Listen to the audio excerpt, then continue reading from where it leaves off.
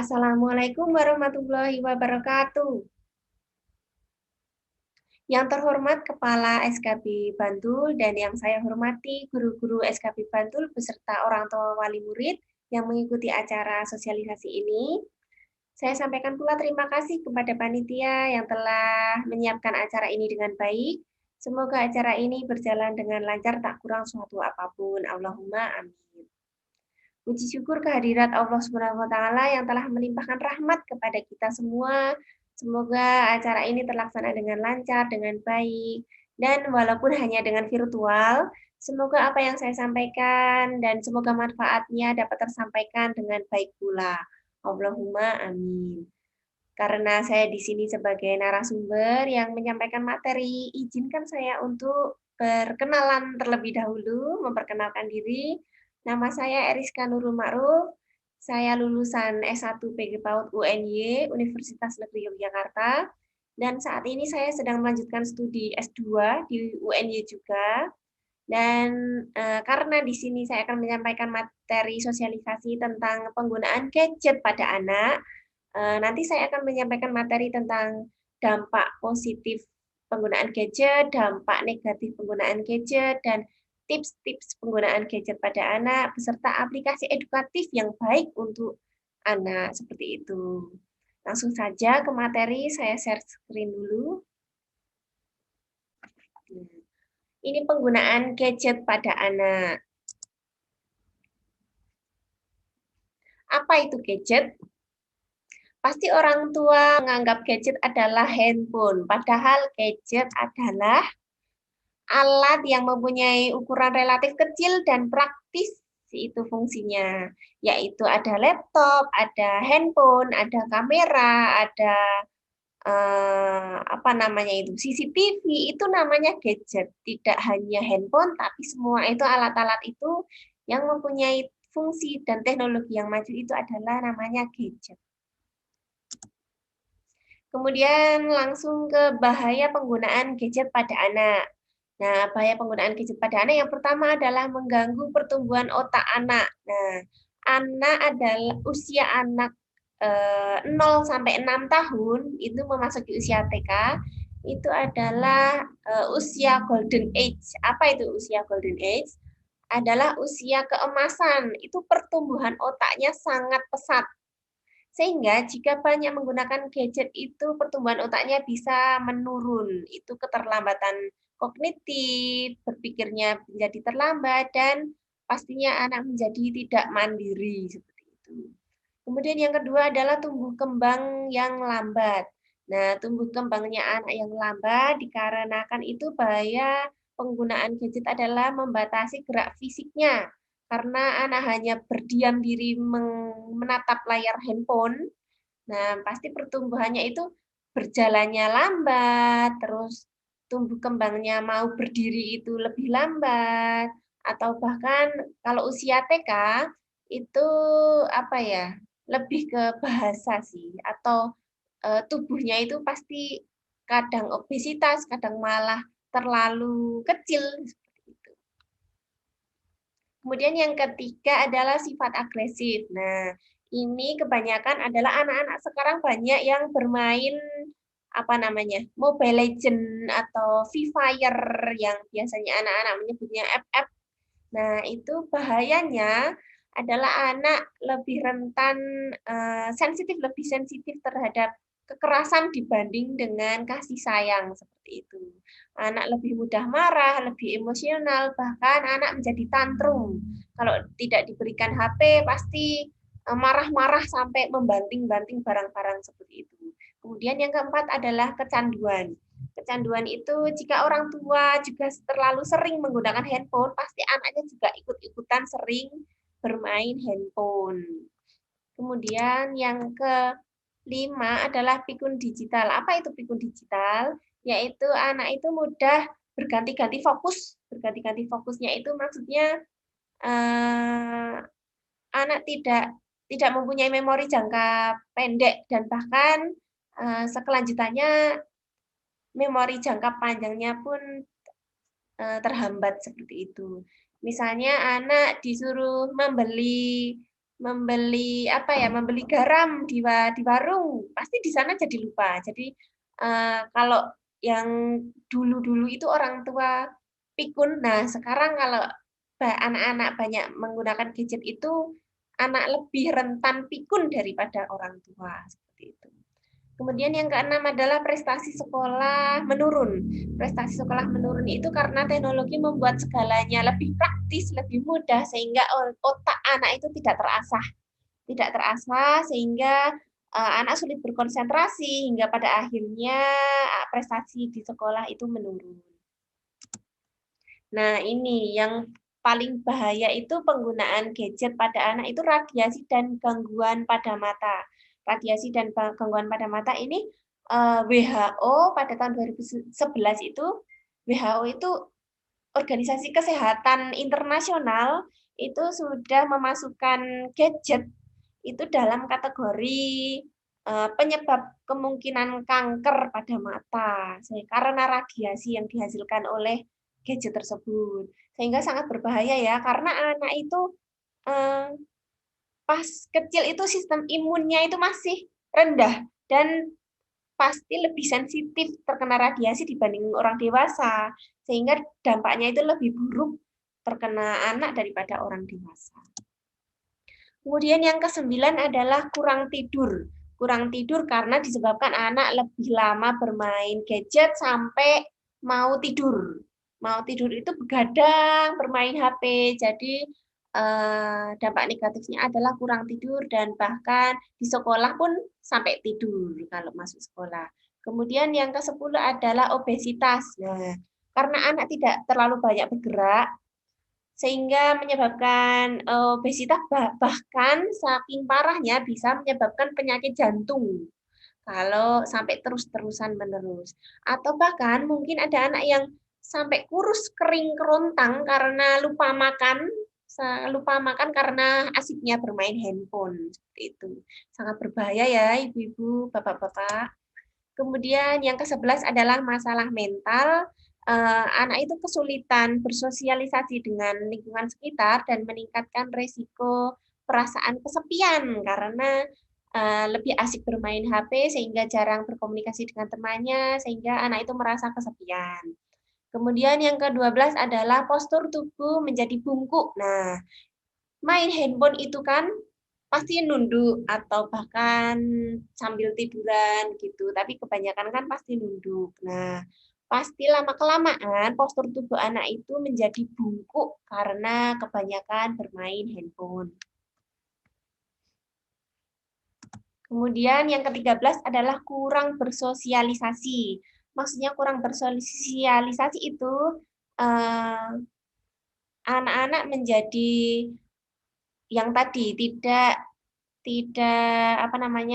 bersosialisasi dengan teman-temannya sehingga menyebabkan perasaan kesepian. Nah, ini ada istilah yang umum itu adalah gadget mendekatkan yang jauh dan menjauhkan yang dekat. Nah, itu betul sekali itu ibu-ibu, bapak-bapak. Sehingga anak itu lebih suka berkomunikasi dengan telepon, dengan WA dibanding dengan omongan langsung.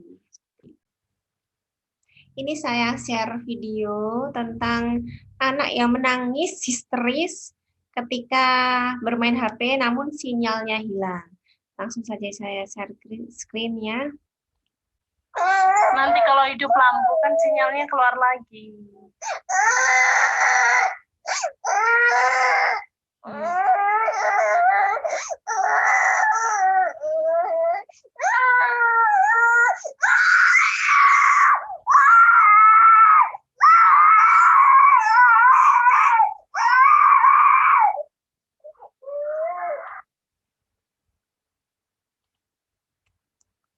Nah, kalau seperti itu bagaimana? Anak sudah tantrum, sudah histeris sampai menendang-nendang ibunya, sampai memukul-mukul ibunya. Nah, kalau sudah seperti itu, kita harus bagaimana? Sebaiknya kita mencegah sejak dini daripada anak lebih agresif, lebih lebih kecanduan, lebih seperti itu tadi. Langsung next. Kemudian tips-tips penggunaan gadget pada anak. Yang pertama adalah batasi waktu anak bermain HP. Nah, ini pada usia TK itu dianjurkan untuk bermain HP itu hanya 1 jam 1 hari. 1 jam selama 1 hari. Jika lebih dari 8 tahun, itu anak maksimal 2 jam bermain HP. Karena dampaknya tadi, karena radiasi, karena kecanduan lah, berbagai jenis dampak yang negatif. Kemudian yang kedua adalah ketahui password ponsel maupun akun sosial media anak. Nah, ini perlu sekali orang tua mengetahui password ponselnya anak. Karena jika tidak, kan kita tidak tahu anak itu tadi habis membuka membuka aplikasi apa atau membuka video apa, kan kita juga tidak tahu. Kemudian yang ketiga adalah komunikasi secara terbuka dengan anak, yaitu berikan pengertian kepada anak mengenai jenis-jenis situs yang aman untuk anak jelajahi, kemudian dapat mencegah bahaya dan pengaruh negatif dari kecanduan gadget, sehingga kalau kita berkomunikasi dengan baik dengan anak terkait bahayanya, terkait apa resiko yang ditanggung kalau terlalu banyak menggunakan gadget, itu dapat mempermudah kita untuk memahami anak dan anak juga memahami kita. Kemudian yang keempat adalah jadilah teladan. Nah, orang tua perlu memperlihatkan contoh yang baik dan juga orang tua tidak boleh terus-menerus terlihat bermain HP di depan anak. Seperti itu, jangan sampai. Kemudian yang kelima adalah edukasi teknologi. Nah, orang tua harus melek nih teknologi, tidak hanya bisanya cuma WhatsApp. Jangan seperti itu. Kita harus tahu bagaimana cara melihat riwayat YouTube anak habis melihat YouTube, kita harus tahu riwayatnya tadi habis melihat apa, seperti itu dan lain-lain. Kemudian yang keenam adalah jangan berikan gadget personal. Nah, jangan sampai kita memberikan HP itu sebagai kepunyaan anak, sehingga anak itu merasa itu hak milikku, orang lain tidak boleh meminjam atau melihat, seperti itu. Kemudian buat aktivitas lainnya. Maksudnya buat aktivitas lainnya itu orang tua bisa mengajak anak bermain dakon atau bermain petak umpet yang menyenangkan, yang permainan-permainan tradisional seperti itu dengan anak, sehingga anak tidak terlalu banyak bermain gadget.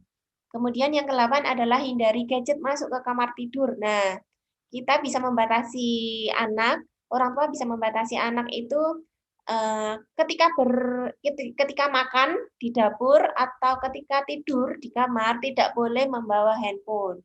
Bolehnya bermain handphone adalah hanya di ruang keluarga atau di kamar tamu seperti itu.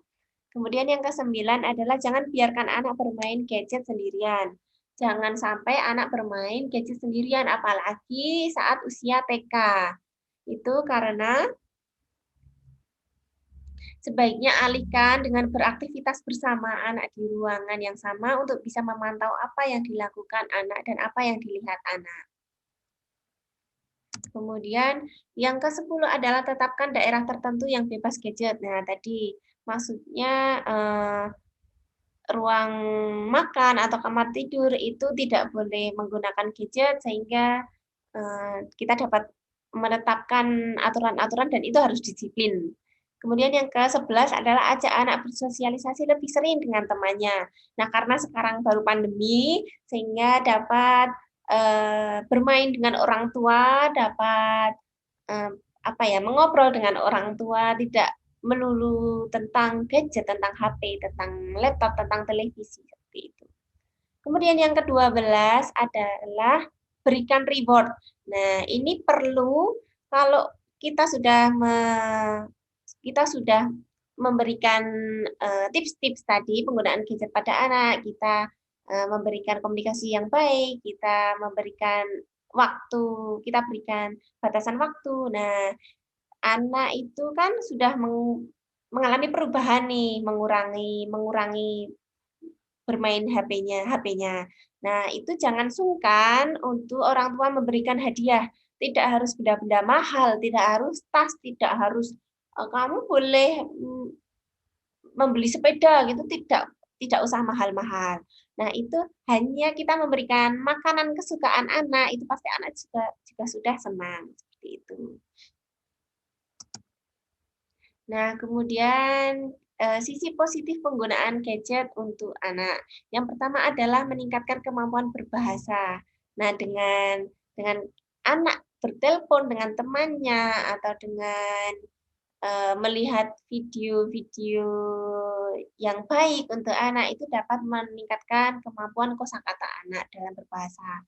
Kemudian yang kedua adalah mampu merangsang kemampuan anak untuk berpikir kreatif. Ini bisa dengan game yang edukatif. Kemudian yang ketiga adalah melatih cara berpikir anak menjadi lebih kritis. Nah, ini juga dengan video game yang bagus, maksudnya yang bagus, atau dengan game yang bagus itu juga bisa jadi. Kemudian yang keempat adalah membantu anak dalam merangsang kemampuan koordinasi mata dan tangan.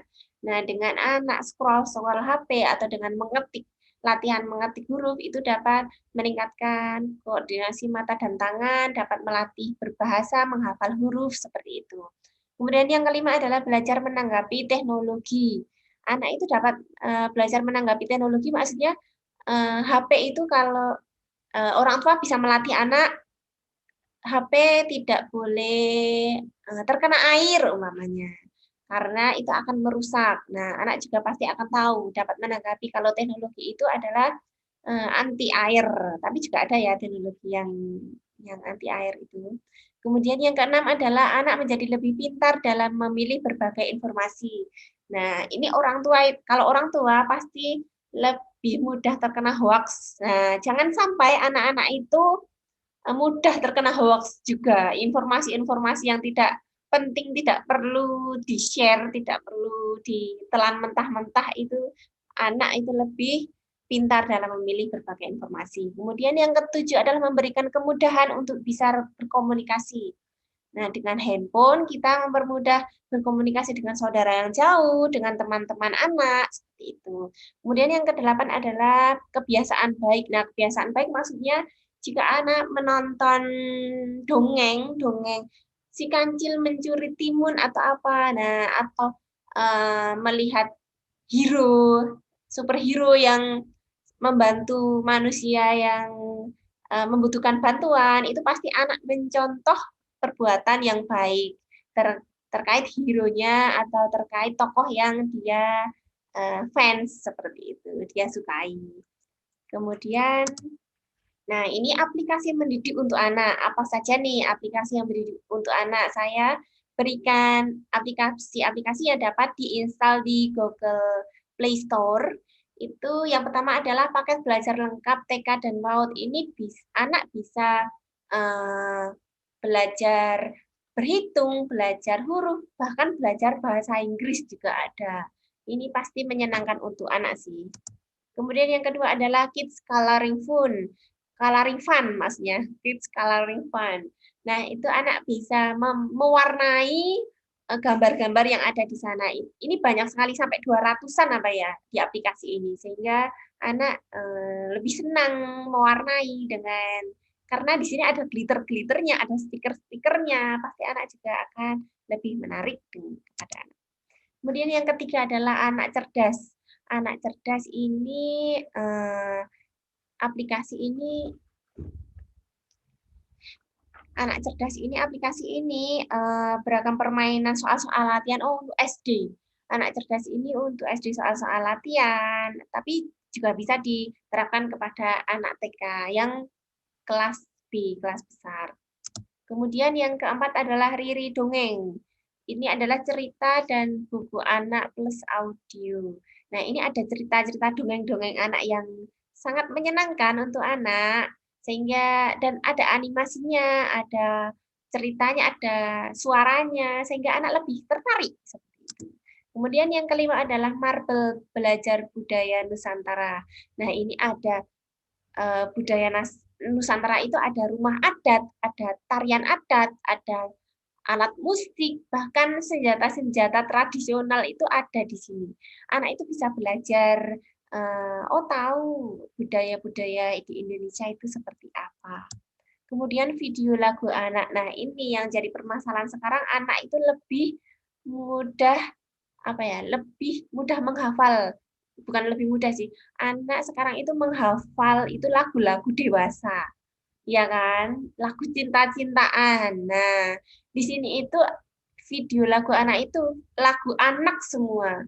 Jadi bisa bisa memberikan anak tahu bagaimana lagu-lagu anak yang sekarang, tidak hanya video-video yang maksudnya lagu-lagu untuk orang dewasa. Kemudian yang ketujuh adalah lagu daerah anak nasional. Nah, di sini ada lagu-lagu daerah anak nasional itu di sini itu ada 40 lagu daerah, 40 lagu anak daerah. Nah, ini itu membuat anak menjadi tahu bagaimana lagu-lagu daerah di Indonesia. Kemudian yang ke-8 adalah lagu wajib nasional. Nah, ini anak perlu tahu lagu-lagu nasional itu seperti apa. Orang tua bisa mendampingi. Kemudian yang ke-9 adalah Marble, belajar peribahasa. Nah, ini ada peribahasa-peribahasa yang baik, yang orang tua bisa mengasah otak anak itu dengan peribahasa yang baik. Anak juga bisa tahu. Kemudian yang ke-10 adalah Kids Music Instrument Sound. Nah, ini anak bisa tahu, bisa mengetahui alat-alat musik dan cara memainkannya. Ada piano, ada drum, ada pianika, ada angklung, ada trompet, banyak sekali. Kemudian Marble Learn Quran for Kids. Nah, ini untuk anak belajar menulis huruf hijaiyah atau belajar membaca Al-Quran seperti itu ya, dari Iqra bisa tahu tajwidnya, bisa tahu harokatnya seperti itu.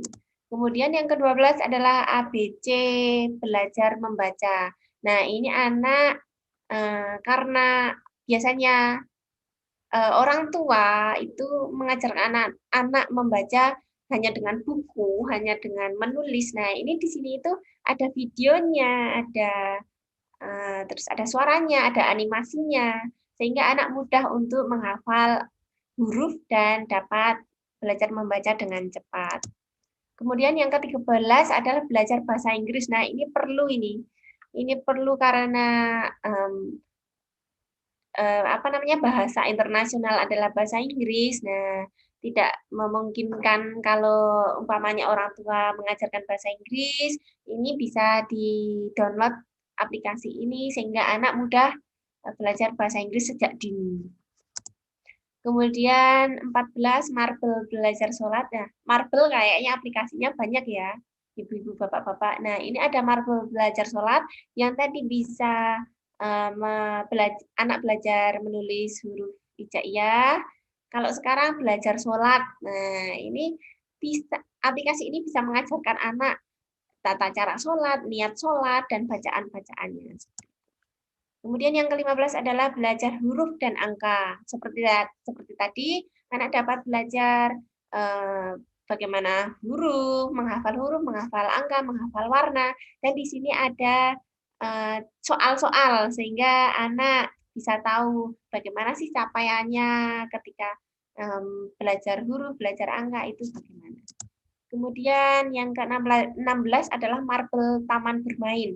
Maksudnya Marble Taman Bermain itu di sini ada lengkap, banyak sekali, bisa belajar berhitung, bisa mengenal musik, bisa apalagi ya, mengenal warna, bentuk, dan lain-lain. Di sini ada fasilitas gambar, video, dan suara, narasi, serta aplikasi yang menarik. Seperti itu sudah. Begitu materi yang saya sampaikan. Kesimpulannya, ayah dan ibu, orang tua itu perlu melakukan perlu memberikan pengertian kepada anak terkait penggunaan gadget, terkait bahayanya, terkait kapan boleh menggunakannya, terkait batasi waktu penggunaan gadget pada anak. Dan orang tua juga bisa menginstal aplikasi Play Store yang tadi sudah saya sampaikan, karena kebiasaan anak bermain gadget itu pasti sangat sulit dihilangkan, tapi kita bisa mengubah kebiasaan anak ke arah yang lebih positif dengan cara aplikasi-aplikasi yang tadi. Seperti itu. Bila saya ada salah kata, mohon dimaafkan, dan apabila orang tua, ibu-ibu, bapak-bapak yang memberikan tanggapan atau bertanya terkait penggunaan gadget pada anak dapat menghubungi sekolah atau panitia sehingga dapat disampaikan kepada saya. Seperti itu, wabillahi taufiq wal hidayah. Wassalamualaikum warahmatullahi wabarakatuh.